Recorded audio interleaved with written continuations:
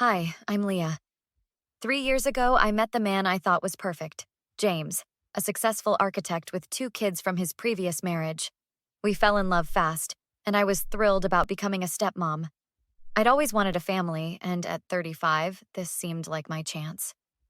They're great kids. You'll love them, James had promised before I met Tyler and Mia. And I did try to love them. I really did. The first few months after moving into James's suburban home were filled with my attempts at connection, helping with homework, cooking their favorite meals, attending Tyler's basketball games, and Mia's dance recitals. I made those chocolate chip pancakes you mentioned liking, I told Tyler one Saturday morning. My mom makes them better. She uses special chocolate. That became the pattern. Nothing I did measured up to their mother, Vanessa. Leah isn't your boss, I overheard Vanessa telling the kids during pickup one day. You only have to listen to me and your dad. When I mentioned this to James, he shrugged it off. Vanessa is just protective. She'll come around. But she didn't. And neither did the kids. Can you please clean your room before dinner, Mia? I asked one evening. You're not my mom. I don't have to do what you say. I turned to James for backup. His response? Don't push so hard. They're still adjusting. 6 months passed, then a year. The adjustment period became my permanent reality. Why can't you just try harder with them? James would say after every confrontation. They're good kids. Good kids who accidentally deleted my work presentations. Good kids who forgot to tell me about parent-teacher conferences. Good kids who left their dirty dishes exactly where I'd have to find them. Tyler and Mia only answer to their real parents, Vanessa told me once with a smirk when James wasn't around. You're just the woman who married their dad. Last night was my breaking point. I'd spent all day preparing a special anniversary dinner. James's favorite roast, homemade rolls, and a chocolate souffle that took 3 attempts to get right. Dinner's ready? I called upstairs. James came down first. Smells amazing, honey. Then the kids thundered down. I ordered pizza, Tyler announced, holding up his phone. It'll be here in 20. But I spent all day cooking this dinner, I said, stunned. We don't like roast, Mia said with a shrug. Mom said we shouldn't have to eat stuff we don't like. Did you know about this? I asked James. He looked uncomfortable. They mentioned wanting pizza earlier. And you didn't tell me? The doorbell rang. Tyler grinned. Pizza's here. As they grabbed plates for their pizza, completely ignoring my carefully prepared meal, something inside me broke. And something else, something stronger, began to take its place. I left the kitchen while they devoured their pizza, locked myself in the bathroom, and called my best friend Rachel. They completely disrespected you, and James just sat there? Are you kidding me? I don't know what to do anymore.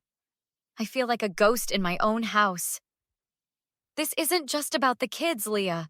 Your husband is letting this happen. He's choosing their behavior over your feelings. Her words hit me hard. Rachel was right. James was enabling everything.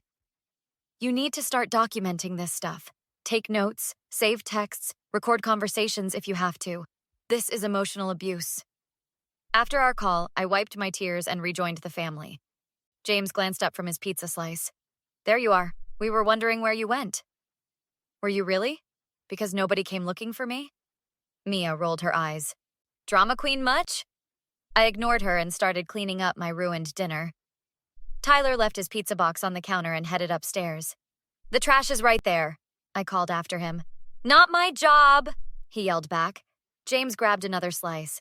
Just leave it, I'll clean up later. But he wouldn't. He never did. The next morning, while everyone was out, I decided to start my documentation. I created a spreadsheet with dates, incidents, and responses. 3 hours later, seeing it all laid out was shocking. This wasn't normal teenage rebellion. This was coordinated disrespect. Later that week, Tyler left his phone unlocked on the couch. I never snooped before, but something pushed me to look. What I found was worse than I imagined. A group text with Mia and Vanessa. Vanessa, remember, the longer you make her life difficult, the sooner she'll leave your dad, Tyler. Today, she asked me to mow the lawn, and I said I only take chore orders from you, Vanessa. Perfect, keep it up. She's not your mother and never will be, Mia. I accidentally used her expensive face cream for my feet yesterday. She almost cried, LOL. My hands shook with anger. I took screenshots and sent them to myself. That night, I confronted James in our bedroom. I found some disturbing texts between the kids and Vanessa. They're actively trying to drive me away. Let me see, he said, scanning the screenshots. His face fell. This looks bad, but you know how Vanessa can exaggerate. And teenagers say stuff to please their mom. Are you serious right now? They're plotting against me with your ex-wife's encouragement. What do you want me to do? They're my kids. And I'm your wife. You promised to be my partner. You're overreacting. Just give them more time. I stared at him, finally seeing clearly. Time isn't the issue, James. It's respect. And apparently I don't deserve any in this house. That night, I couldn't sleep. Instead, I made lists. What I did for this family, what I got in return. The imbalance was staggering. Rachel was right, I whispered to myself in the dark. This needs to change. By morning, I had a plan. If they only answered to their biological parents, fine. I'd show them exactly what that meant. Monday morning, I woke up early as usual, but instead of starting breakfast for everyone, I made just enough coffee for myself.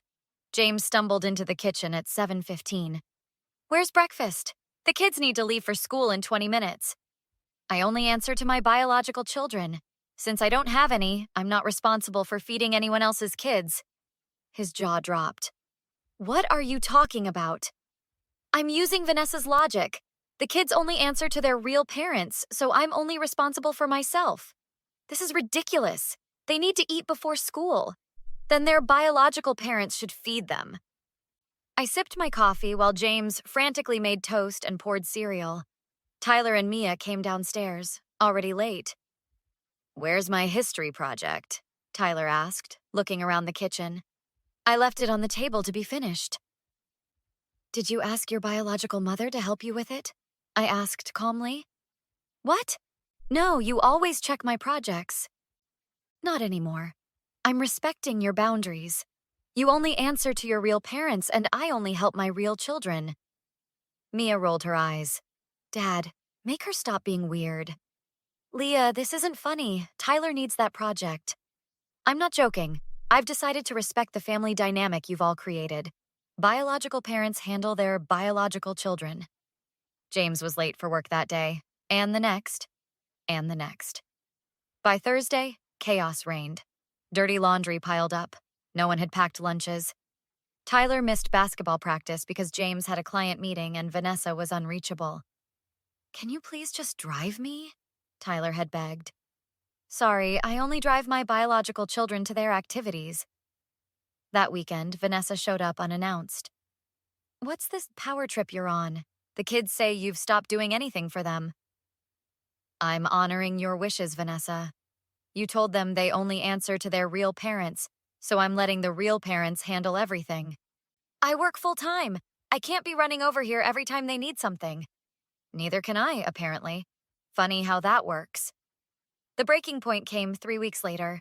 Mia had a dance recital, her biggest performance of the year. James had an emergency at work, and Vanessa had a date she refused to cancel. Leah, please, James begged over the phone. I can't get out of this meeting. She needs someone there. Her biological parents should be there. That's what you all wanted, right? This is cruel. She's just a kid. No, what's cruel is being treated like I don't matter in my own home for 3 years. Mia performed that night with no family in the audience. When James picked her up afterward, she was devastated.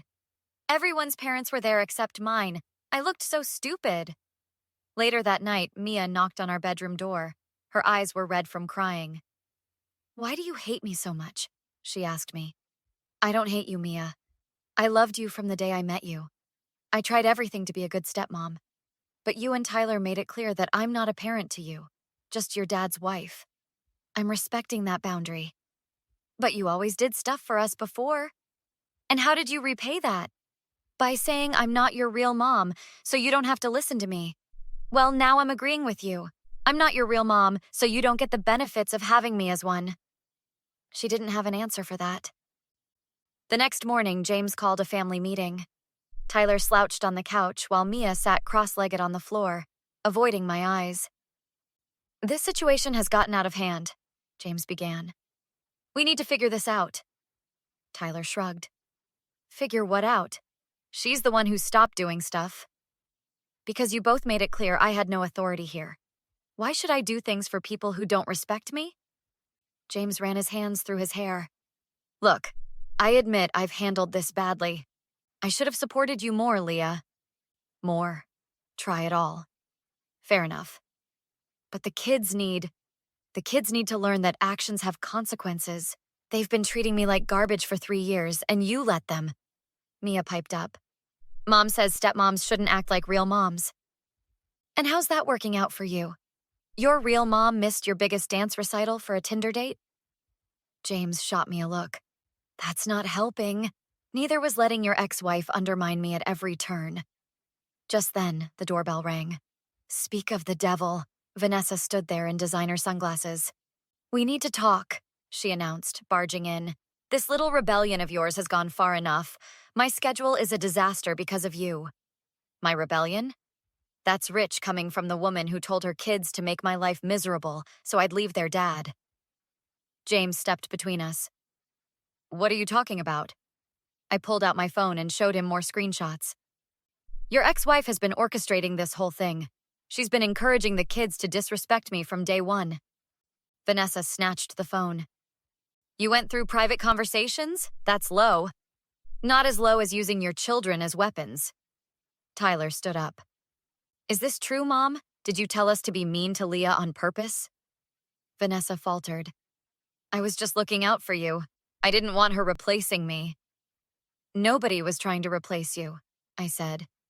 "I was just trying to be part of this family." Mia started crying. "I failed my math test because you weren't here to help me study. Dad doesn't understand fractions." "I don't," James admitted. "Leah's the math whiz." Vanessa stepped forward. "Look, I may have overreacted. I'm sorry if I caused problems." "Save it. Your apology means nothing to me. This isn't about you anymore." I turned to James. "I have conditions if this marriage is going to work. 1, the kids treat me with respect, the same respect they'd give any adult. 2, my decisions regarding household matters are supported by you, without question. 3, Vanessa stays in her lane." Vanessa scoffed.